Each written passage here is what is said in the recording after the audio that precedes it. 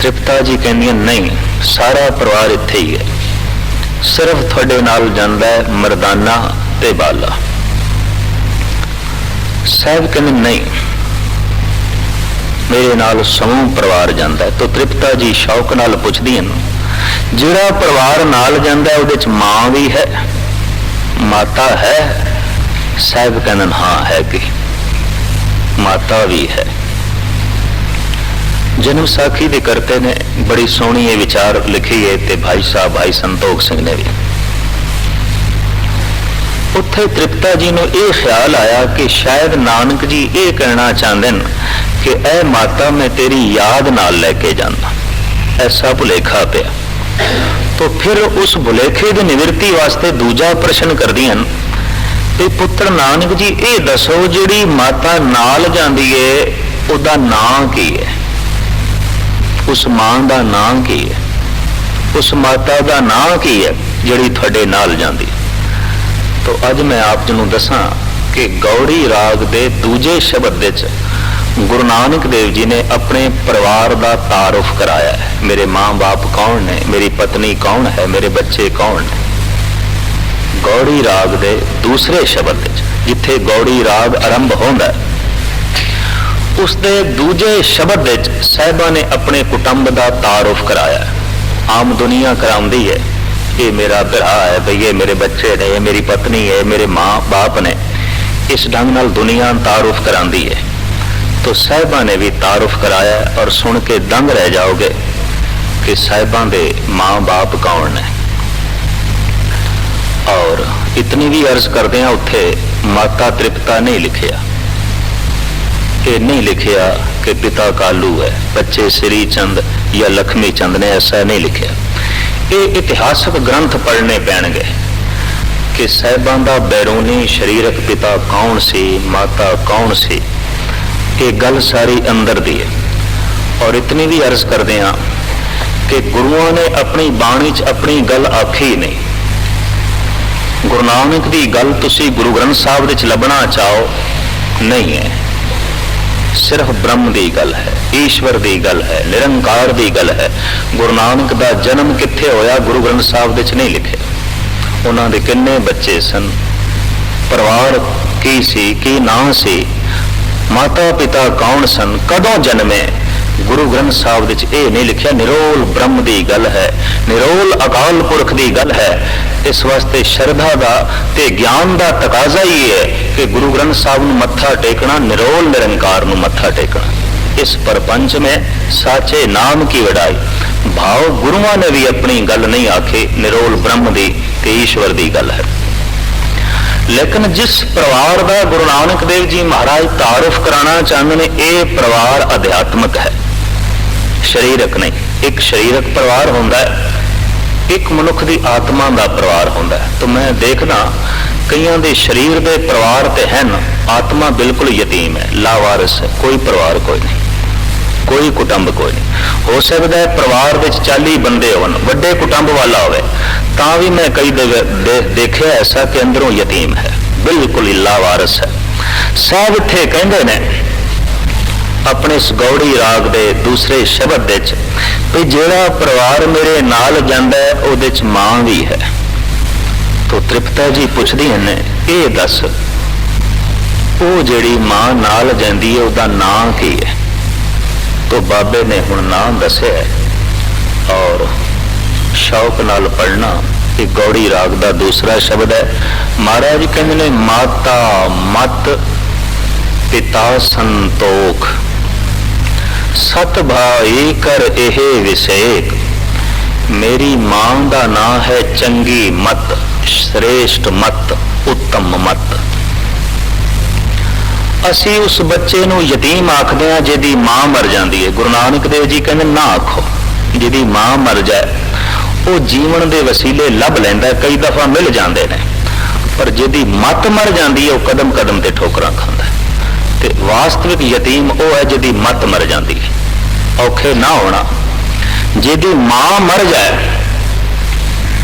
जरूरी नहीं कि उसने दुखी होना है, पर जिहदी मत मर जाए उन्होंने संसार में सुख मिल ही नहीं सकता, सवाल ही नहीं पैदा होता। और कुछ पुख्ता होर भी सबूत मैं थोड़े सामने रखा। जे ये मत मां जिंदा होवे ते बंदे दे मुखड़े ते सिखी दी रूप रेखा रहिंदी है, ते जे मां ही मर गई है तो फिर मनुख ने कंगा नहीं फेरना, कैंची फेरनी है। तो इतनी मैं अर्ज करदे हाँ, मैं देखदा किसी मौलवी नूं ये नहीं आख्या जांदा बई तू सुन्नत ते कलमे दी गल ना कर। अज तक किसी ब्राह्मण नूं ये नहीं आख्या गया बई तू जनेऊ ते यग दी गल ना कर। पर अक्सर मैं देखदा इन्ने ढिले सिख हो गए, कहंदे रहतां बैतां दी गल नहीं चाहिदी, ना करिया कर।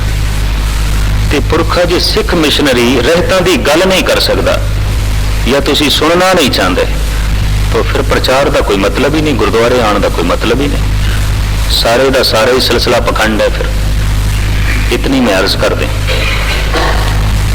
बाकी दुनिया विच ये गल नहीं, लेकिन सिख जगत विच थोड़ी जी ये गल मैं देखदा, इस प्रचार में ही चंगा नहीं समझते। कहते नहीं ये दिल दुखते, दुखण पै दिल।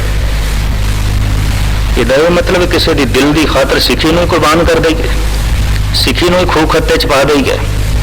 नहीं, उसका दिल इतना दुखाओ कि उसका दिल मन लवे हाँ मैं गलती ते, मैं भुल ते। उहदे दिल का इतना ना ख्याल करो कि वह गलती नूं गलती मन्ने ही ना, भुल नूं भुल मन्ने ही ना, तो होर भुल दे उत्ते भुल करता जाए, होर पाप दे उत्ते पाप करता जाए। नहीं, उसनूं एहसास कराना। इतनी अर्ज करते हैं, जब मत मर जाती है, मां मर जाती है, नहीं अमृत छकेगा, शराब पिएगा। तो शराब पीने वाले बंदे को कभी ये ना कह देना यदि मां जिंदा है। नहीं, मत बिल्कुल मत गई, मत रही नहीं। उंज पींदियां भी मत नहीं रही। माता मत साहब कहते श्रेष्ठ मत जिहड़ी है, चंगी मत मेरी मां है। मैं जिधर जाना ये मेरी रक्षा करती है। और आपको पता है मत्था टेकण का मतलब ही इन्ना है, जिहड़ा मैं अक्सर संगतां दे सामने रखदा हुंदा, मत्था टेकण का मतलब ही इन्ना है कि ऐ गुरु असी अपनी मत तैनूं देंदे हां, तू अपनी मत सानूं दे, ताकि तेरी मत के मुताबिक जिंदगी व्यतीत कर सके, तेरी मत के मुताबिक संसार की यात्रा सफल करिए। लेकिन बंदा अपनी मत देण लग्या डरदा है ते गुरु की मत लैण लग्या भी डरदा है। इनू पता है गुरु की मत जे मैनू आ गई तो मेरी दुनिया कुछ होर हो जाएगी। इस वास्ते अंदरों संकोच करता है गुरु अपनी मत तू अपने कोल रख, मेरी मत मेरे कोल रहन दे, ये काम मैं नहीं करना। तो किसी हद तक ऐसा ही हो रहा है। सिख जिन्ने चिर तक गुरु की मत नहीं लेगा, गुरु का स्वरूप बन ही नहीं सकता। तो जिन्हों को गुरु का स्वरूप नहीं है, भुलेखे च ना पै जाना इन्हों को गुरु की मत है, अपनी मत है, गुरु की कोई मत नहीं। गुरु की मत का मतलब है बंदा गुरु वर्गा बन गया, इसका स्वरूप गुरु वर्गा बन गया, ये दर्शन गुरु वर्गे ने। तो मुख्तसर अर्ज करिए, साहब उत्थे कहते ने माता मत पिता संतोख, मेरी मां का नाम है चंगी मत, श्रेष्ठ मत। तो तृप्ता जी पुछदियां ने ये गल ते हुण समझ च आ गई कि चंगी जिहड़ी मत है श्रेष्ठ मत है। श्रेष्ठ मत का मतलब इन्ना हुंदा है सही सोचना, किसी थां ते भी गलत ना सोचना। और मैं ऐसे अणगिणत थानू बंदे दस सकदा, पाठ करदे होइयां भी गलत सोच रहे हैं, ताबिया ते बैठे भी गलत सोच रहे हैं, गुरुद्वारे च बैठियां भी गलत सोच रहे हैं, लंगर वंडदियां भी गलत सोच रहे हैं, और चंगा काम करदे होया भी गलत सोच रहे हैं। ऐसा मैं देखता। और इत्थों पता चलता है कि मत श्रेष्ठ नहीं है, उत्तम मत नहीं है, और ये चाहिए और सब तो पहले चाहिए।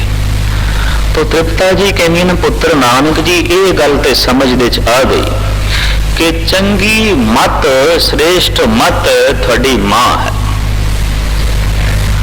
असी बच्चे नूं असीस देंदे ना भी तेरी उम्र बहुत वड्डी होवे, ये असीस कोई असीस नहीं है। उम्र वड्डी होवे इस ढंग की असीस देने का मतलब है तेरा पैंडा बहुत लंबा होवे। पता है असीस केड़ी देनी चाहिए? देव सजन असीसणिया ज्यों होवे साहिब स्यों मेल। उन्होंने असीस इंज देव भी तेनों गुरु की मत आ जाए, तेरे अंदर गुरु की मत का वासा होवे, गुरबाणी का वासा होवे, तेरा गुरु नाल मिलाप हो जाए, ये तो है असली असीस, हकीकी असीस। बाकी असीस सारी दी सारी पखंड है, झूठ। उस असीस का कोई मैना नहीं, ये असीस ठीक है। तो उत्थे तृप्ता जी कहते हैं, पुत्र नानक जी ये दसो कि परिवार सिर्फ मां दे उत्ते ही नहीं खड़ा, उहदे च पिता भी आउंदा। ये दसो जिधर तुसी जांदे हो पिता भी है, और मां भी जब कदी बच्चे नूं असीस देवे तो साहिबा ने बड़ा सोहना लिखा, पोता माता की असीस, निमख न बिसरो तुमको हर हर सदा भजो जगदीश।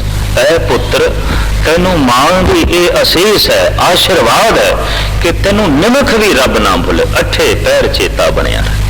ये असली असीस है।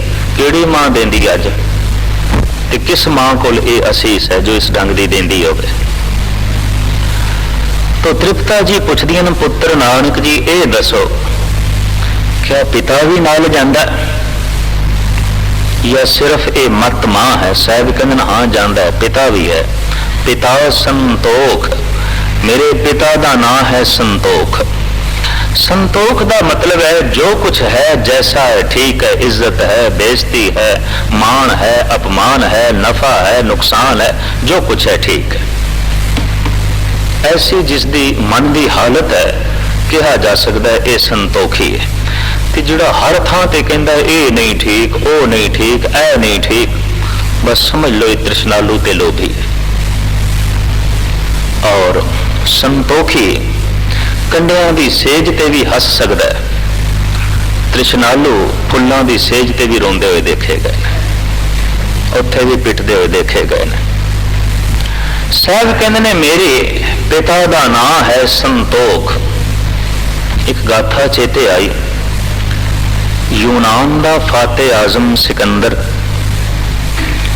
यदी असवारी यूनान के बाजारां दे चों लंघी, लोकी देखण वास्ते दुकानां बाजारां दी छत्तां ते चढ़ गए बई सिकंदर दी सवारी लंघनी है, दर्शन करिए, दीदार करिए। जिते हुए मनुख दे, बहादुर मनुख दे लोकी दीदार करना चाहते ने। तो खलकत उमड़ी है, बहुत भीड़ है।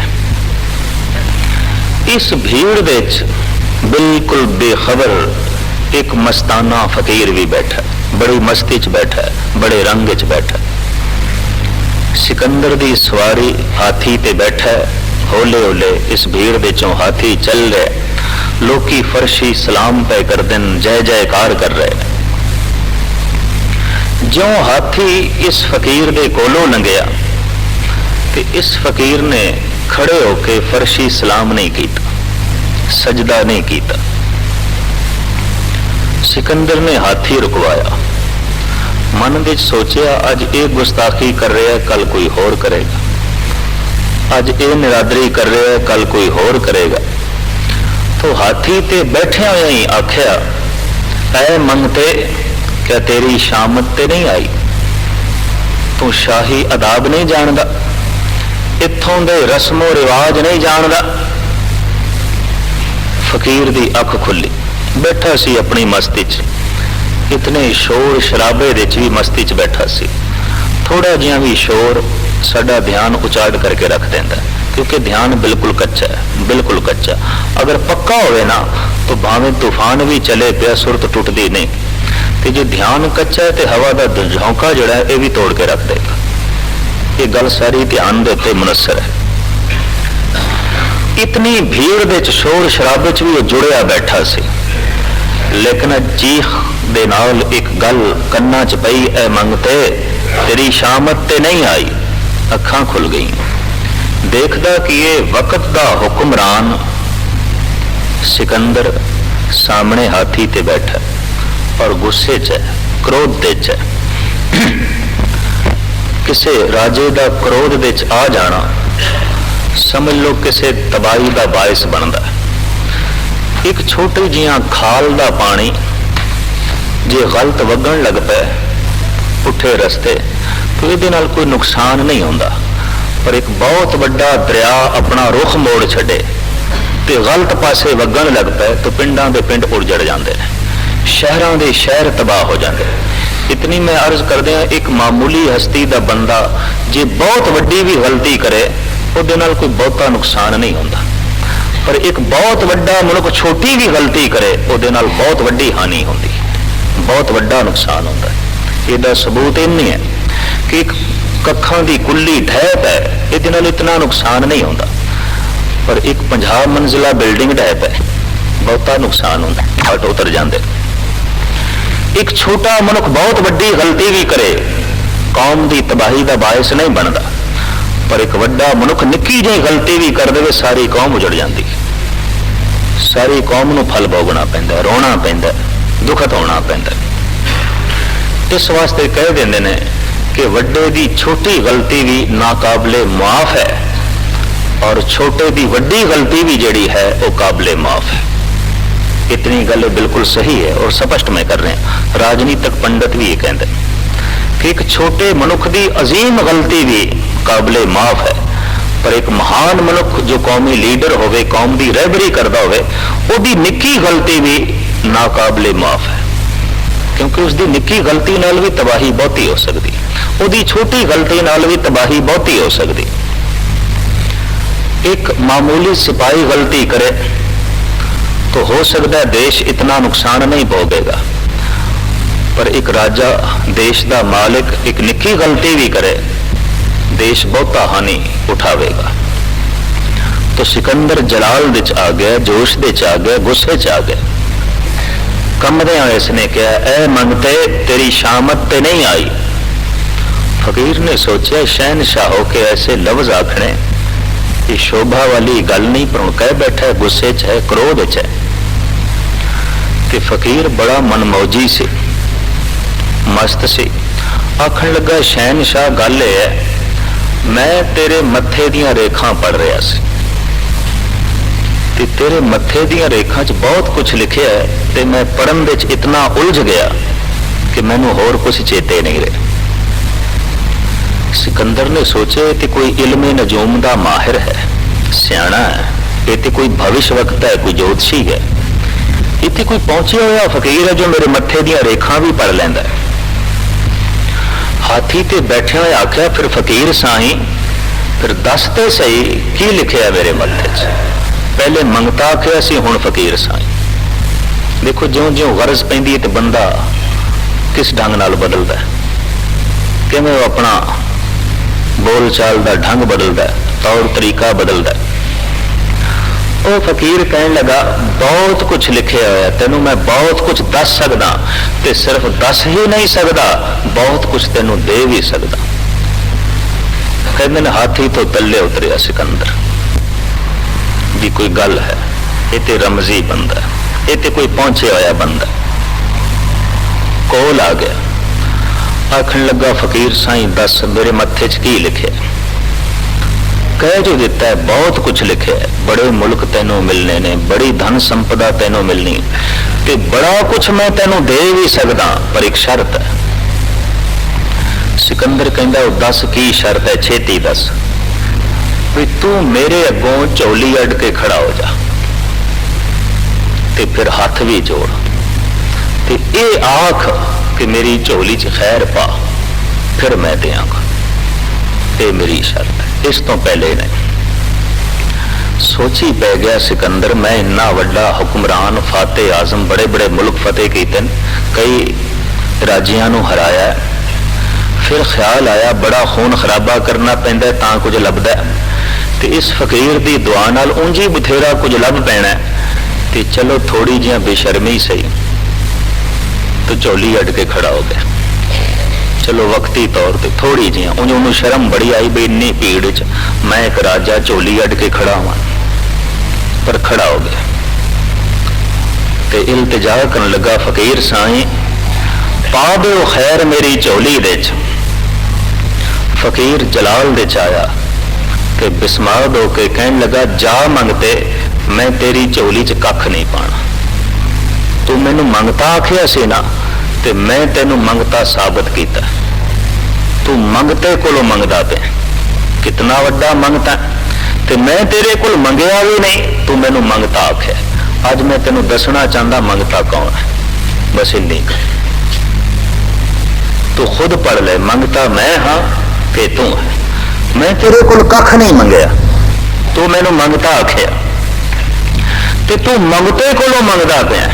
ਤੈਥੋਂ ਵੱਡਾ ਹੋਰ ਕਿਹੜਾ ਮੰਗਤਾ ਹੋਵੇਗਾ। ਐ ਸਿਕੰਦਰ ਭਾਵੇਂ ਧਨ ਹੈ, ਸੰਪਦਾ ਹੈ, ਦੌਲਤ ਹੈ ਤੇਰੇ ਕੋਲ, ਸੰਤੋਖ ਕੋਈ ਨਹੀਂ। ਕਿ ਤੈਨੂੰ ਕੌਣ ਦੱਸੇ ਬਿਨਾਂ ਸੰਤੋਖ ਤੋਂ ਕੋਈ ਰਾਜਾ ਬਣ ਹੀ ਨਹੀਂ ਸਕਦਾ। ਰਾਜਾ ਤੇ ਉਹ ਹੈ ਜਿਹਦੇ ਕੋਲ ਸੰਤੋਖ ਹੈ, ਹਰ ਥਾਂ ਤੇ ਆਨੰਦ ਚ ਰਹੇਗਾ, ਹਰ ਥਾਂ ਤੇ ਖੁਸ਼ੀ ਚ ਰਹੇਗਾ। ਬਿਨਾਂ ਸੰਤੋਖ ਨਹੀਂ ਕੋ ਰਾਜੇ। ਬੜੇ ਬੜੇ ਧਨਾੜ ਤੇ ਧਨਵਾਨ ਵੀ ਮੈਂ ਦੇਖਦਾ ਕੰਗਾਲਤਾ ਦੀ ਜ਼ਿੰਦਗੀ ਪੈ ਬਤੀਤ ਕਰਦੇ। ਉਹਨਾਂ ਦੇ ਅੰਦਰ ਵੀ ਉਨੀ ਭੁੱਖ ਹੈ ਜਿੰਨੀ ਇੱਕ ਮੰਗਤੇ ਦੇ ਅੰਦਰ ਆਉਂਦੀ ਹੈ। ਤੇ ਜੇ ਭੁੱਖ ਨਾਪਾਂਗੇ ਤੇ ਮੰਗਤੇ ਦੀ ਤੇ ਧਨਾੜ ਦੀ ਭੁੱਖ ਇੱਕੋ ਹੈ। ਇਸ ਵਾਸਤੇ ਦੋਵੇਂ ਇੱਕੋ ਹੀ ਨੇ। ਗੱਲ ਤੇ ਸਾਰੀ ਭੁੱਖ ਦੀ ਹੈ, ਗੱਲ ਤੇ ਸਾਰੀ ਤ੍ਰਿਸ਼ਨਾ ਦੀ ਹੈ ਨਾ। ਸਾਹਿਬ ਸ਼੍ਰੀ ਗੁਰੂ ਨਾਨਕ ਦੇਵ ਜੀ ਮਹਾਰਾਜ ਕਹਿੰਦੇ ਨੇ, ਮਾਂ ਇਹ ਸੰਤੋਖ ਮੇਰਾ ਪਿਤਾ ਹੈ ਤੇ ਮੈਂ ਜਿੱਧਰ ਜਾਣਾ ਮੇਰੇ ਨਾਲ ਹੈ। ਜੇ ਰੁੱਖਾਂ ਥੱਲੇ ਵੀ ਰਾਤ ਕੱਟਣੀ ਪੈ ਜਾਏ ਤੇ ਠੀਕ ਹੈ, ਜੇ ਨਹੀਂ ਪ੍ਰਸ਼ਾਦ ਪਾਣੀ ਮਿਲਿਆ ਤਾਂ ਵੀ ਠੀਕ ਹੈ, ਜੇ ਕਿਸੇ ਨੇ ਪੱਥਰ ਮਾਰ ਦਿੱਤੇ ਤਾਂ ਵੀ ਠੀਕ ਹੈ, ਜੇ ਕਿਸੇ ਨੇ ਗਾਲ ਕੱਢ ਦਿੱਤੀ ਹੈ ਤਾਂ ਵੀ ਠੀਕ ਹੈ, ਜੇ ਕਿਸੇ ਨੇ ਮੱਥਾ ਟੇਕ ਲਿਆ ਤਾਂ ਵੀ ਠੀਕ ਹੈ। ਹਰ ਹਾਲਤ ਵਿੱਚ ਖੁਸ਼ ਰਹਿਣ ਦੀ ਜਾਚ ਮੈਂ ਸਿੱਖ ਲਈਏ ਤੇ ਜਿੱਥੋਂ ਸਿੱਖੀ ਹੈ ਉਹ ਮੇਰਾ ਪਿਤਾ, ਉਹ ਹੈ ਸੰਤੋਖ। ਅਧਿਆਤਮ ਗੱਲਾਂ ਨੇ ਬਾਬੇ ਨਾਨਕ ਦੀਆਂ। ਤੋ ਤ੍ਰਿਪਤਾ ਜੀ ਕੁਝ ਸਮਝ ਕੇ ਕਹਿੰਦੀਆਂ ਨੇ, ਪੁੱਤਰ ਨਾਨਕ ਇਹ ਤੇ ਹੋ ਗਈ ਨਾ ਮਾਂ ਬਾਪ ਦੀ ਗੱਲ, ਪਰ ਪਰਿਵਾਰ ਵਿੱਚ ਪਤਨੀ ਵੀ ਹੁੰਦੀ ਹੈ, ਬੱਚੇ ਵੀ ਆਉਂਦੇ, ਕਿਆ ਇਹ ਵੀ ਨਾਲ ਜਾਂਦੇ ਨੇ? ਸਾਹਿਬ ਇਹਨਾਂ ਦਾ ਵੀ ਜ਼ਿਕਰ ਕਰਦੇ ਨੇ ਔਰ ਇੱਕ ਇੱਕ ਸ਼ਬਦ ਗੁਰੂ ਨਾਨਕ ਦਾ ਬੜਾ ਗਹਿਰਾ ਹੈ, ਬਹੁਤ ਗਹਿਰਾ ਹੈ। ਬਲਕਿ ਕੁਝ ਸਿਆਣੇ ਤੇ ਐਸਾ ਵੀ ਕਹਿੰਦੇ ਨੇ ਕਿ ਗੁਰੂ ਨਾਨਕ ਦੀ ਬਾਣੀ ਦੀ ਬਾਅਦ ਦੇ ਸ਼ਬਦਾਂ 'ਚ ਬਾਕੀ ਸ਼ਬਦਾਂ 'ਚ ਵਿਆਖਿਆ ਚੱਲਦੀ ਹੈ। ਜੈਸੇ ਤੁਖਾਰੀ ਰਾਗ ਦਾ ਇੱਕ 12 ਮਾਹ ਹੈ ਗੁਰੂ ਨਾਨਕ ਦੇਵ ਜੀ ਦਾ, ਲੇਕਿਨ ਅਸੀਂ ਮਹੀਨੇ ਵਾਲੇ ਦਿਨ, ਸੰਗਰਾਂਦ ਵਾਲੇ ਦਿਨ ਤੁਖਾਰੀ ਰਾਗ ਦਾ 12 ਮਾਹ ਨਹੀਂ ਪੜ੍ਹਦੇ, ਮਾਝ ਰਾਗ ਦਾ 12 ਮਾਹ ਪੜ੍ਹਦੇ ਹਾਂ। ਪੰਜਵੇਂ ਪਾਤਸ਼ਾਹ ਦਾ 2 12 ਮਾਹ ਹੈ। ਮਾਝ ਰਾਗ ਦਾ ਕਿਉਂ ਪੜ੍ਹਦੇ ਹਾਂ ਤੇ ਤੁਖਾਰੀ ਰਾਗ ਦਾ ਕਿਉਂ ਨਹੀਂ ਪੜ੍ਹਦੇ? ਪਹਿਲੇ ਪਾਤਸ਼ਾਹ ਦਾ ਵੀ 12 ਮਾਹ ਮੌਜੂਦ ਹੈ, ਉਹ ਕਿਉਂ ਨਹੀਂ ਪੜ੍ਹਦੇ? ਮੈਂ ਇਸ ਦਾ ਪਿਛੋਕੜ ਲੱਭਣ ਦੀ ਕੋਸ਼ਿਸ਼ ਕੀਤੀ। ਕਹਿੰਦੇ ਨੇ ਸਿੱਖਾਂ ਨੇ ਬਿਨੈ ਕੀਤੀ ਸੀ ਸਾਹਿਬ ਸ਼੍ਰੀ ਗੁਰੂ ਅਰਜਨ ਦੇਵ ਜੀ ਮਹਾਰਾਜ ਦੇ ਚਰਨਾਂ 'ਚ, ਪਾਤਸ਼ਾਹ ਕਿ ਜਿਸ ਦਿਨ ਸੂਰਜ ਇੱਕ ਰਾਸ ਨੂੰ ਛੱਡ ਕੇ ਦੂਸਰੀ ਰਾਸ ਵਿੱਚ ਪ੍ਰਵੇਸ਼ ਕਰਦਾ, ਉਸ ਸੰਗਰਾਮ ਦਾ ਜਿਹੜਾ ਦਿਹਾੜਾ ਹੈ, ਇਸ ਵਿਸ਼ੇ ਦੇ ਉੱਤੇ ਵੀ ਕੋਈ ਤੁਸੀਂ ਉਪਦੇਸ਼ ਦਿਓ। ਮਹਾਰਾਜ ਕਹਿਣ ਲੱਗੇ ਮੌਜੂਦ ਹੈ। ਤੁਖਾਰੀ ਰਾਗ ਦਾ 12 ਮਾਹ ਗੁਰੂ ਨਾਨਕ ਨੇ ਉਚਾਰਨ ਕੀਤਾ। ਤੋ ਸਿੱਖ ਸੰਗਤਾਂ ਕਹਿਣ ਲੱਗੀਆਂ ਪਾਤਸ਼ਾਹ ਸਮਝਦੇ ਚ ਨਹੀਂ ਪੈਂਦਾ, ਵਿਖੜਾ ਹੈ। ਤੋ ਕਹਿੰਦੇ ਨੇ ਉਸ ਤੁਖਾਰੀ ਰਾਗ ਦੇ 12 ਮਾਹ ਦਾ ਟੀਕਾ ਕੀਤਾ ਹੈ ਗੁਰੂ ਅਰਜਨ ਦੇਵ ਜੀ ਨੇ। ਮਾਝ ਰਾਗ ਦਾ 12 ਮਾਹ ਬੜਾ ਸਰਲ ਹੈ, ਪੜ੍ਹਦਿਆਂ ਸਮਝ ਪੈਂਦੀ ਹੈ, ਲੇਕਿਨ ਤੁਖਾਰੀ ਰਾਗ ਦਾ 12 ਮਾਹ ਇਤਨਾ ਸਰਲ ਨਹੀਂ ਕਿ ਪੜ੍ਹਦਿਆਂ ਹੀ ਸਮਝ ਪੈ ਜਾਏ। ਕੁਝ ਸਮਝਣਾ ਪਏਗਾ, ਕੁਝ ਇਕਾਗਰਤਾ ਚਾਹੀਦੀ ਹੈ, ਕੁਝ ਵਕਤ ਚਾਹੀਦਾ ਹੈ, ਕੁਝ ਗੁਰਬਾਣੀ ਗ੍ਰਾਮਰ ਦਾ ਬੋਧ ਹੋਵੇ ਤਾਂ ਜਾ ਕੇ ਤੁਖਾਰੀ ਰਾਗ ਦਾ ਜਿਹੜਾ 12 ਮਾਹ ਹੈ ਉਹਦੀ ਸਮਝ ਪੈਂਦੀ। ਸਾਹਿਬ ਸ਼੍ਰੀ ਗੁਰੂ ਨਾਨਕ ਦੇਵ ਜੀ ਮਹਾਰਾਜ ਦੇ ਸ਼ਬਦ ਇਸ ਢੰਗ ਨਾਲ ਬੜੇ ਗਹਿਰਾਈ ਵਿੱਚ ਭਰੇ ਹੋਏ ਨੇ ਤੇ ਫਿਰ ਇਹਨਾਂ ਗਹਿਰੇ ਸ਼ਬਦਾਂ ਨੂੰ ਅੱਗੇ ਜਾ ਕੇ ਸ਼ਬਦਾਂ ਦੇ ਰਾਹੀਂ ਖੋਲ੍ਹਿਆ ਗਿਆ ਤਾਂ ਕਿ ਆਮ ਸਿੱਖ ਸੰਗਤਾਂ ਦੀ ਸਮਝ ਪੈ ਸਕੇ, ਪਤਾ ਚੱਲ ਸਕੇ ਕਿ ਇਸ ਭਾਂਡੇ ਵਿੱਚ ਕੀ ਕੁਝ ਪਿਆ। ਸਾਹਿਬ ਸ਼੍ਰੀ ਗੁਰੂ ਨਾਨਕ ਦੇਵ ਜੀ ਮਹਾਰਾਜ ਹੁਣ ਅੱਗੇ ਦੱਸਦੇ ਨੇ ਕਿ ਪਰਿਵਾਰ ਦੇ ਵਿੱਚ ਮੇਰੀ ਪਤਨੀ ਵੀ ਮੇਰੇ ਨਾਲ ਹੈ। ਕਿਹੜੀ ਪਤਨੀ ਹੈ ਉਸ ਦਾ ਜ਼ਿਕਰ ਕਰਦੇ ਨੇ ਸਾਹਿਬ। ਸਰਮ ਸੁਰਤ ਦੋਏ ਸਸੁਰ ਭਏ, ਕਰਣੀ ਕਾਮਣ ਕਰ ਮਨ ਲੈ। ਪਾਤਸ਼ਾਹ ਕਹਿੰਦੇ ਨੇ ਕਰਣੀ ਮੇਰੀ ਕਾਮਣ ਹੈ। ਕਰਣੀ ਕਹਿੰਦੇ ਨੇ ਭਗਤੀ ਨੂੰ, ਭਗਤੀ ਮੇਰੀ ਇਸਤਰੀ ਹੈ। ਔਰ ਆਪ ਨੂੰ ਪਤਾ ਹੋਵੇ ਗੁਰੂ ਅਰਜਨ ਦੇਵ ਜੀ ਮਹਾਰਾਜ ਨੇ ਵੀ ਭਗਤੀ ਨੂੰ ਹੀ ਆਪਣੀ ਇਸਤਰੀ ਆਖਿਆ। ਨਿਜ ਭਗਤੀ ਸੀਲਵੰਤੀ ਨਾਰ, रूप अरूप पूरी आचार, जिच्चर वसी पिता के साथ, तिच्चर कंत बहु फिरे उदास, कर सेवा सतपुरख मनाया, गुर आणी घर में ता सर्व सुख पाया। कहते ने भक्ति ये स्त्री रूप है, ज्ञान पुरख रूप है। ज्ञान ਨੂੰ पुरुष ਦਾ रूप ਦਿੱਤਾ ਗਿਆ, पति ਦਾ। ज्ञान राव जब सेजे आवे, ऐसा कह ਦਿੱਤਾ ਗਿਆ। भगती ਨੂੰ इस्त्री आख्या गया। और इत्थे आके बाबे नानक की एक पंक्ति होर मैनू चेते आई। साहब कहते ने, पुरख में नार, नार में पुरखा, कौन विधे विद जाने। हर स्त्री के अंदर पुरख है, हर पुरख के अंदर नारी है। उंज आम बैरूनी अर्थ करोगे तो ठीक है कि नारी दे राही पुरुषों का जन्म है, पुरुष दे राही नारियां का जन्म है। बाहरले अर्थ ते सरल इस ढंग नाल हो जाते, पर नहीं। कहते ने हर पुरुष शरीर के अंदर नारी है, हर नारी शरीर के अंदर पुरुष है। झलक वेखी जा सकती है। किसी बहुता नुकसान पै जाए, दिवालिया हो जाए, तो कई दफा पुरुष भी इंज रोन पिटन लग पैंदा जैसे कि स्त्री। तो कई दफा किसी स्त्री के बच्चे नूं विपता पै जाए या किसी जालम के हाथ आ गए, उन्होंने कुट रहा है, तो स्त्री भी उत्थे इतनी खूनखार हो जाती है, बड़ा भयंकर रूप धारण कर लेंदी है जैसा कि पुरुष।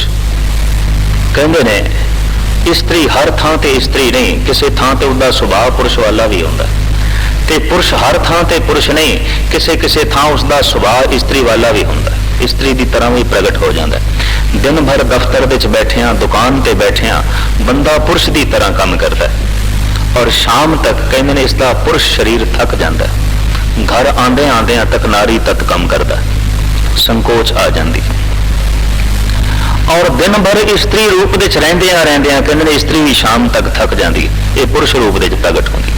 ऐसा परिवर्तन आम अक्सर देखने आउंदा है। तो इसका कुछ होर खुलासा गुरु के शब्दों के आधार पर किसी वक्त मैं फिर करांगा कि पुरख में नार, नार में पुरखा, कौन विधे विद जाने। साहिब गुरु नानक देव जी का बड़ा गहरा शब्द है कि हर स्त्री के अंदर पुरुष छुपया पे, हर पुरुष के अंदर नारी छुपी पई है। अगर अंदर छुपी हुई ना होती तो कहते पुरुष के अंदर बाहरों भी नारी की कशिश ना होती, और हर स्त्री के अंदर अगर पुरुष ना होता तो बाहर रूप विच भी पुरुष की कशिश ना होती। ये कहते कुछ गल अंदर ही है, अंदर की गल बाहर जागती। इस वास्ते हर अंदर दे जो है नारी के अंदर बैठा हुआ पुरुष वो बाहर का रूप धारण करता है, तो हर पुरुष के अंदर बैठी हुई नारी वो बाहर का रूप धारण कर दिए। पुरख में नार, नार में पुरखा, कौन विधे विद जाने। अध्यात्म गुणों विचों भी कुछ पुरुष ने, कुछ नारी ने। भक्ति नारी है, ज्ञान पुरुष है। तो कहते बंदा मुकम्मल वही है जिहदे अंदर स्त्री पुरुष दोवें होवन, अंदर ज्ञान भी होवे, अंदर भक्ति भी होवे, वो बंदा मुकम्मल है। तो स्त्री भी वही मुकम्मल है जिहदे अंदर ज्ञान भी होवे, जिहदे अंदर भक्ति भी होवे। भक्ति भावना तो पैदा होती है, श्रद्धा तो, ते ज्ञान विचार तो, अनुभव तो पैदा होता है। ये दोवें चाहिए, और इन्हों दोवां तो बिना स्त्री पुरुष अधूरे ने। अक्सर ऐसा देखने में आया है कि भावना श्रद्धा स्त्री दे ज्यादा है, विचार ते ज्ञान पुरुष दे ज्यादा है। साधु संतां दे पिछे जितनियां तुहानूं स्त्रियां चलदियां होइयां दिसणगियां, इतने पुरुष नहीं होंदे, बल्कि बहुत सारे साधु संतां की गल ही स्त्रियां करके चलती है, माइयां करके चलती। अथा इलाहाबाद एक मां मैनू कहन लगी, ज्ञानी जी ए जड़े संत आए ने बड़े करने वाले, बड़े करने वाले। मैं आखा मेरी जिंदगी ये 40-41 साल की उम्र हो गई, तो 25 साल हो गए मैनू कथा करदे, छोटी जी उम्र विच मैं इस पासे पिया, तो मैनू तो अजे तक नहीं पता चलता केड़ा करने वाला केड़ा नहीं करने वाला। कई तो मैं धोखा खा जाना, चंगिया चंगिया तो खा लिया। भी तैनू किस तरह पता चल गया संत करने वाले, किस तरह पता चले? आखन लगी ज्ञानी जी देखते नहीं मत्था बड़ा चमकदा, बड़ा भखदा पे। मैं कहा देख शाम तो लैके सवेरे तक, ते सवेरे तो लैके शाम तक कख दौरा नहीं करना इन्हें, ते सारा दिन छकते रहना, ते पौष्टिक तो पौष्टिक ग़िज़ा इसने छकते रहना, ते मत्थे ने चमकना नहीं, तो होर की होना। ते सिर्फ जिहड़ा ये तू पैमाना नापण दा रख लिया, ये गलत रखे। जिन्होंने कभी साधना करनी होंदी है, तो ऐसा भी कहते हैं तन सुक्का पिंजर थिया, तलियां खूंडे काग, वो अजे सो रब ना बोड़ियो, देख बंदे दे भाग। इस फरीद नूं तू की आखेंगी करने वाला नहीं, जिहदा पिंजरा ही तन है एन अडियां दा ढांचा बनिया पे, तन सुक्का पिंजर थिया, ये तलियां खूंदे काग, अजे सो रब ना बौड़ियो देख बंदे दे भाग। साधना करदियां करदियां ये हालत हो गई है, रब अजे भी बौड़िया ने, अजे भी गल नहीं बनी। और गजब की गल यह है जो रब नहीं मिलिया तो फरीद रब नूं दोषी भी नहीं ठहरांदा, दोषी अपने आप नूं ठहरांदा है। ऐसे मन में किया रोस, कहंदा नहीं मुझ अवगुण सह नाही दोष। जे नहीं मिलिया रब अजे तक तो कुछ कसूर मेरा ही है, कुछ खामियां मेरिया ही ने, कुछ कमजोरियां मेरिया ही ने, कुछ मेरे विच ही कमी है। तो मैं अर्ज करा कहने ये जिहड़ा भगती है ये स्त्री तत्व है, ज्ञान पुरुष तत्व है। अगर किसी पुरुष दे कोल ज्ञान है भगती कोई नहीं, अधूरा है। और किसी स्त्री कोल भावना ते होवे भगती होवे ते ज्ञान ना होवे वो भी अधूरी।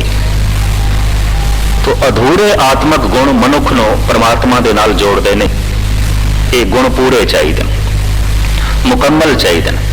पुरुष दे कोल चूंकि सिर्फ विचार है भगती ने, इस वास्ते बंदा बहुत तर्क करता है, हर गल ते तर्क करी जाता है, तर्क ते तर्क खड़ी करी जाता है। और इसकी तर्क नूं देख के कहना पैंदा है कि धर्म के रस्ते ते चलना भी चाहता है कि नहीं, किंतु ते किंतु करी जाता है। और इसका किंतु करना इस गल का सबूत है कि इस मार्ग ते चलना नहीं चाहता। कि जिहड़ी स्त्री चल पैंदी उहदे कोल विचार कोई नहीं, निरी भावना ही भावना है, निरी शरधा ही शरधा, ये भी भटक जाती है। कहते ज्ञान तो बिना शरधा अंधी है, ते शरधा तो बिना ज्ञान लंगड़ा। हूँ तो ना लंगड़ा टिकाने ते पहुंच सकता है, ना अंधा पहुंच सकता।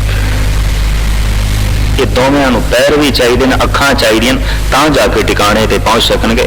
इस भगती ते ज्ञान की तशरीह किस वक्त मैं फिर करांगा। गुरबाणी च बड़े खुलासा पूर्वक ये सारियां विचारां लिखियां हुई।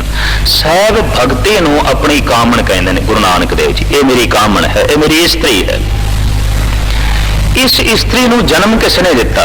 भाव साहब ये दसना चाहते ने मेरे सस ते सहुरा कौन ने। शर्म सुरत दोवें ससुर भय। शर्म दे इत्थे अर्थ ने मेहनत मुशक्कत। संस्कृत का यह शब्द है। शर्म दे अर्थ इत्थे हया नहीं, लज्जा नहीं ने। शर्म दे अर्थ ने मेहनत मुशक्कत। संस्कृत का यह शब्द है और एक कई थां ते गुरु ग्रंथ साहब जी महाराज दे च आउंदा है। महाराज कहते ने जिहड़ी मुशक्कत है ना, धर्म दे च बड़ी मुशक्कत चाहिए। महाराज ते कहते जिन्नी नाम ध्याया गए मस्कत घाल। ये बड़ी भारी मुशक्कत है। नाम ध्यावना बहुत बड़ी मेहनत है। इंज वाहिगुरु वाहिगुरु कर देना कोई सौखी गल नहीं है। वाहिगुरु आखना तो उहदे च सुरत जोड़नी। तुसीं देख लेना 1 मिनट भी कर सकते हो इस ढंग नाल, ते बहुत बड़ी मेहनत, बहुत बड़ी तपस्या। अज दे युग दे फिर तुसीं प्रहलाद हो। ये बहुत कठिन साधना है। साहब कहते ने ये जिहड़ी मेहनत है ना, ये ते है मेरा सहुरा। ते जिहड़ा टिकाव है, एकाग्रता है, ये है मेरी सस। इन्हां दोहां दे संयोग तो जन्म होया भगती का। ये मेरी कामण है, ये मेरी स्त्री है। करणी कामण कर मन ले, ये मेरी कामण है, ये मेरी स्त्री है। तृप्ता जी पुछदियां ने नानक जी सुलखणी नाल विआह सी कराया सी, बकायदा बरात गई सी। हजारां लोगों नूं पता बटाले चल के बरात गई है कि विआह होया। ये सारा कम पूरे रस्मों रिवाज के मुताबिक होया ते भगती रूपी कामण दे नाल तुहाडा किसने विआह कराया ते कदों होया? साहब ये भी दसदे इसे ही शब्द दे महाराज कहते ने साहा संजोग विआह विंजोग सच संतत कहो नानक जोग। पातशाह कहते ने 7 पुरुषों का जोड़ा मिलाप होया सी, चंगे पुरुषों की जिहड़ी सोहबत है ना, ये ते मेरा साहा गिणिया गया सी, ये ते मेरी मंगनी हुई सी। दरअसल गुरुद्वारे आना, सतसंग दे च आउणा, ये भगती नाल संबंध जोड़न वाली गल है। जिवें किसी की मंगनी हो जाए, पर कईयां दी मंगणियां टुट भी जांदियां ने, तो गुरुद्वारे ते आंदे रहंदे, भगती कोई नहीं मिली, रस कोई नहीं मिले, उंज आंदे रहे, अगां गल नहीं बनी। साहिब कहंदे साहा संजोग दरअसल सतपुरुषां दा संजोग कोई थोड़ी गल नहीं है। साध संगत की बहुत वड्डी महिमा गुरु ग्रंथ साहब जी महाराज ने दसी, बड़ी महिमा। ते मनुख संगत का ही मुजस्मा है। और कई बंदे जिहड़े कहंदे ने ज्ञानी जी कोई ऐसी गल नहीं, साडे ते गलत सोसाइटी का प्रभाव नहीं पै सकता सी, उंज बैठे सी। देखो बंदा गंदगी दे ढेर दे कोलों बैठे ते आखे मैं बदबू नहीं लैनी, भी तू नहीं लैनी, उसने ते देनी है, लाजमी तेनों मिले। ते बंदा एक बगीचे च बैठे ते खिड़े फुल्लां कोल बैठे ते सुगंधी ना भी लेना चाहे तां भी मिलेगी, हर हालत च मिलेगी। भैड़े पुरुषां कोल बैठण नाल बंदा भैड़े संस्कार ना भी लेना चाहे तां भी मिल जाते। लाजमी सोसाइटी अपना प्रभाव पाती। ते दूसरी गल यह है, जिस बंदे ने साफ सुथरे कपड़े पहने होन ते उन्होंने आख दो कोलियां च बैठ जा, इस राखी दे च बैठ जा, मिट्टी च बैठ जा, चिक्कड़ दे च बैठ जा, नहीं बैठता। ते जिस बंदे दे कपड़े पहले ही चिक्कड़ नाल लिबड़े होवन उन्होंने आखो बैठ जा, बैठन लग्या संकोच ही नहीं करता, कहता लिबड़े ते पहले ही ने, ते चलो बैठ जाते। पवित्र मनुख थां को थां वेख लैंदा बई इत्थे मैं बैठना भी है कि नहीं, इस थां ते मैं बैठना भी है कि नहीं। ते जिहड़ा शराबियां दी महफिल विच बैठ जांदा ते आखे मैं पीनी ते नहीं सी, उंज बैठ गया। पुरखा तेरा बैठना भी इस गल का सबूत है कि भावें तू पीनी नहीं पर पीण दी कुछ रुचि ते है तेरे अंदर, कुछ ना कुछ ते गल है, वरना ये हो नहीं सकती सी। लाजमी सोहबत का असर पैंदा। मैनू शिराज दे प्रसिद्ध महात्मा शेख सादी साहब की एक गल चेते आई। इन्होंने सोहबत के असर दे उत्ते दो नज़मां बड़िया सुंदर लिखियां ने गुलिस्तान विच। एक दिन इन्हों के विद्यार्थियों ने पूछा, शेख साहब थोड़े मत्थे ते अक्सर प्रसन्नता देखते हैं, खेड़ा देखते हैं, खुशी देखते हैं, थोड़े मत्थे ते कभी वट नहीं देखे, मायूसी नहीं देखी। महात्मा तुलसी कहन आवत ही हर खे नहीं और नैनन नहीं सने, तुलसी तहां न जाइए जो कंचन बरसे में। कोई मत्थे देते अगला खेड़ा ना प्रगटावे ते अखां विचों प्यार ना झलकदा होवे, तुलसी कहन भुल के भी उस घर नहीं जाना चाहिए, भावें सोने की बारिश हो रही हो, भुल के भी नहीं जाना चाहिए। असली दौलत यह है कि मत्थे ते भी कोई खेड़ा है कि नहीं, अखां विच भी कोई लज्जत है कि नहीं, कोई प्यार की कणी टपक रही है कि नहीं। तो सारे विद्यार्थियों ने पूछे, शेख साहब मत्थे ते हर वक्त खेड़ा ही खेड़ा, प्रसन्नता ही प्रसन्नता, ते अखां विच प्यार देखते हैं, चेहरे दे उत्ते प्रसन्नता है ते खेड़ा है। ऐसी हालत थोड़ी अठे पैर देखते हैं, जबकि अठे पैर इहो जिहियां दी हालत बना के रखनी बड़ी औखी गल है। असी आम मनुखा नूं देखते हैं, हुणे हस रहे हुणे रोण लग पैंदा, ये हुणे खिड़े मत्थे सी शाम तक ही मुरझा जाता, कोई देरी नहीं लगती। और बंदे नूं किसी हद तक झूठ बोलने की जांच भी बड़ी आ गई है। सुभाव किधरे बाजार च मिल जाए तो पूछिए की हाल चाल है, कहता बड़े आनंद च, भावें घरों रो के ही आ रहा हो, है पिट के ही आ रहा हो, उंज कह दिंदा, सुभावक कह दिंदा। और जोड़ा पूछ रहा है ना मित्रा की हाल चाल है, ये भी उपरों ही पूछ रहा है। जो किधरे हाल चाल सुनान लग पे तो सुनना, ये कोल है वक्त, सिर्फ उपरे रस्मो रिवाज दियां गल्लां रह गई। सच जाने पूछण वाला भी झूठ बोल रहा है और दसण वाला भी झूठ। जोड़ा कहते ना मित्रा की हाल चाल है, कोई हाल चाल जानना चाहता है, जे हाल चाल वो अपना सुनान लग पे तो बड़ी लंबी चौड़ी लिस्ट है, बड़ी लंबी चौड़ी, कितने सुन सकेगा। तो वो बेचारा भी जान छुड़ांदा, कहता कोई नहीं बड़े आनंद च हाँ, बड़े आनंद च हाँ। तो जितने आनंद च है ना वो दूजे को भी पता होंगे भी किन्ने आनंद च, सानू पता है किन्ने आनंद च है। तो खैर चेहरे ते इतनी प्रसन्नता ते खेड़ा वेख के विद्यार्थियों ने प्रश्न किया, तो शेख साहब ने जिस ढंग नाल जवाब दिता है वो जवाब बड़ा बाकमाल है। ते इतनी गल स्पष्ट है कि इस शेख सादी नूं लोकी बुलबुले शिराज करके भी कहते हैं। और आपनूं पता होवे कि कुछ सूफियां नूं गुरु गोबिंद सिंह जी महाराज ने अपनी तसनीफ दे अगे भी किया औरंगजेब नूं समझाउण वास्ते। एक थां ते मैं जफरनामा पातशाह दा पढ़दा होया फिरदौसी दा नाम गुरु गोबिंद सिंह जी महाराज दी बाणी च वेखे। पातशाह उत्थे कहंदे चे खुश गुफ्त फिरदौसी खुशतर ज़बां के जूदी बवदकार आहिर मना। पातशाह दा वाक है गुरु गोबिंद सिंह जी का। ऐ औरंगजेब, जे मेरी गल तैनू नहीं चंगी लगदी सी ते चलो ना सही, पर कम से कम फिरदौसी दी गल मन लैंदा, तेरा दीन दा भरा है, बहुत सोहनी गल आखी, मैनू भी चंगी लगी है। महाराज कहते इतना सोना उस फिरदौसी ने आख्या है, बहुत बाकमाल गल है। चे खुश गुफ्त फिरदौसी खुशतर ज़बां के जूदी बवद कार आहिर मना। उन्हें केड़ी गल चंगी आखी है? दूसरी पंक्ति साहब निर्णय भी कर दे। उन्हें ये आख्या कि जल्दबाजी करनी, काहली करनी, ये शैताना दा काम है। सोचना ही ना ते कर छड़ना, ये शैताना दा काम है। ये फिरदौसी ने आख्या शाहनामे विच, ते उसदी हू बहु एक सतर गुरु गोबिंद सिंह जी महाराज ने जफरनामे च लिख के अगे पेश कर दी। भाई इसने बहुत अच्छा आख्या कि अच्छा आख्या है कि जूदी बौदकार आहिर मना। ये सतर जिहड़ी है शाहनामे दी है, फिरदौसी दे शाहनामे दी है। पर गुरु गोबिंद सिंह जी महाराज जफरनामा जिहड़ा औरंगजेब नूं भेज रहे हैं, उहदे च उपर दी सतर ते महाराज दी है चे खुश गुफ्त खुश फिरदौसी खुशतर ज़बां।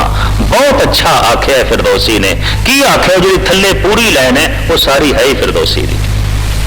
चे खुश गुफ्त फिरदौसी खुशतर ज़बां के जूदी बवदकार आहिर मना। जल्दबाजी करना शैताना दा कम, कहली करनी शैताना दा कम है। सोचना ही ना ते कम कर छड़ना, ये शैताना दा कम है। कुछ सूफी फकीर बड़े बाकमाल तबीयत दे होए ने। पीर बुद्धू शाह भी सूफी सी, ये गुरु गोबिंद सिंह जी महाराज का भगत बने। अपने 4 बच्चे और सारे खलीफे शहीद करवा छड़े। और जिसनों सब तो पहले पता चलिया कि पटने विच अज कोई रब्बी जोत प्रगट हुई है, वो साईं भीखन शाह सी। वो भी सूफी संत से, वो भी सूफी फकीर से। उंज हिंदुस्तान में बड़े साधु सन्यासी सन, पर जिसनों पता चलिया वो है भीखन शाह, साईं भीखन शाह। और दूर ना जाओ, हरिमंदिर साहब की नींह रखनी है तो सब तो चंगे पुरुष गुरु अर्जन देव जी महाराज ने साईं मियां मीर लगे ने। ये भी सूफी संत से, ये भी सूफी फकीर से। इस तरह दियां कुछ होर भी मैं चीदा हस्तियां देखियां, जैसे कि कवि जमाल हुसैन ने। एक जमाल हुसैन गुरु अर्जन देव जी के टाइम होया, एक जमाल हुसैन गुरु गोबिंद सिंह जी महाराज के वक्त होया। और उस दियां बहुत सारियां रचनावां ने, किस वक्त रखांगा आप जी के सामने। सूफिया दे चों यह भी एक महान सूफी ने शेख सादी साहब। इन्हों को विद्यार्थी पुछते थोड़े चेहरे ते अठे पैर, एक खेड़ा, एक मस्ती है, आखिर क्यों और किस तरह है?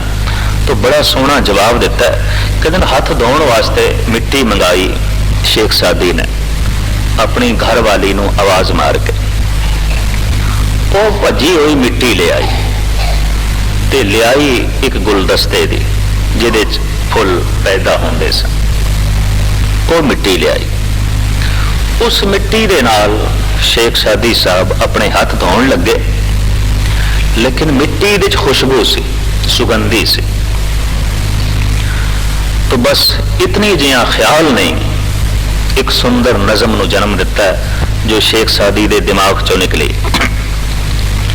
वो कहते ने गिले खुशबू दर हुमा में रोजे, गिले मिट्टी नूं कहंदे।